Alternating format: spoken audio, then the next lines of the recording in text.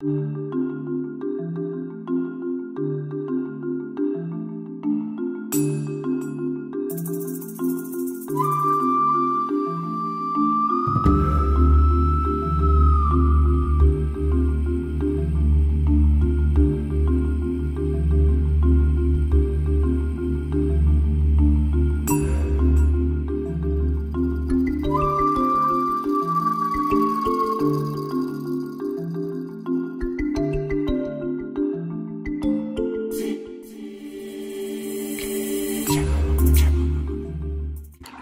braid pattern is just 2 circles.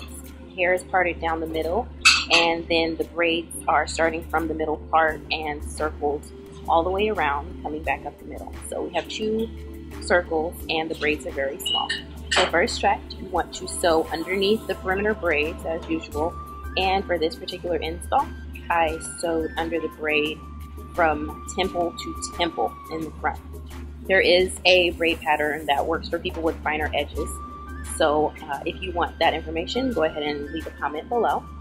The first track in the back for the track placement after the perimeter track is just going from the side of the nape to the other straight across. I'm continuing these tracks placed straight across from one side to the other until I get up around the top of the ears. And those tracks going from side to side, they're going to go from that perimeter braid or perimeter track all the way across to the other side and placed on top of that perimeter braid. So there should be no braid showing. Each track should lay covering that perimeter braid. And if you have dense wefts, then it's okay to leave wider spacing. If your wefts are not very dense, don't leave wide spacing. Once I get to the top of the head, I'm going to start laying the tracks across horizontally without curving around to the sides. This is done so that the opening on the top is not going to be too long. You want it to be just about even in width and length. So I'm going to go straight across until I have a shorter space from the back to the front. Once I get a shorter space, that's when I'm going to start bringing the track around to the sides again. And as you can see, I am folding the wefts as well as sewing around them. And so I'm going to curve my tracks around from side to side in the shape of a U until I have an opening that is about 1.5 inches deep by 2 inches wide. Once I have my opening at 1.5 inches deep to 2 inches wide, then I'm going to start laying my tracks a different way.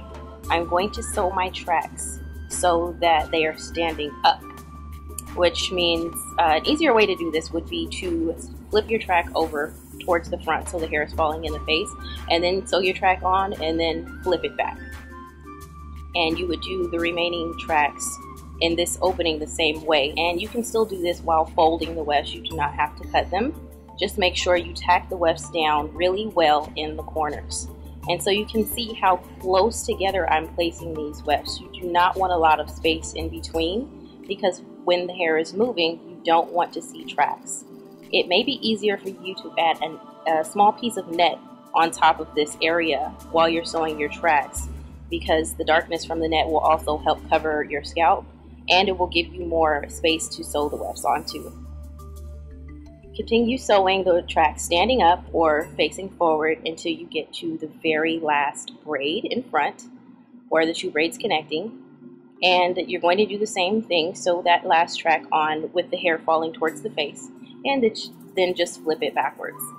This method works if you want a lot of volume in the crown. If you don't, then continue to just sew the tracks in the middle going straight back. You won't have as much volume in the crown, but you still will have the versatility to move the hair from side to side. And you can also go back and add any tracks to any gaps that you may feel that you don't like throughout the hair. If you're, like I said, if your wefts are not very dense, then you want to space them closer together. And this is the finished look. This is using Arjuni Curly C hair, or virgin curly hair. And in these photos, the hair is still damp, so you're not going to see as much lift, but you can see that the hair can be swept to either side. It can be swept completely off of the face.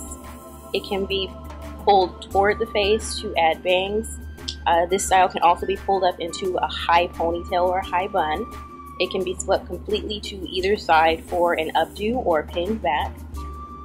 And never mind the craziness happening in the background of these photos. These are just to show you the hair after it's been dried and some of the different options that you would have for styling. As you can see, you can do a really deep side sweep. It cannot be parted, but it can be swept to either side. So this is where you have a no part sew in, and it's going to have tons of versatility. If you have any questions, please feel free to leave me a comment or a message. Thank you for watching, and I will talk to you guys soon.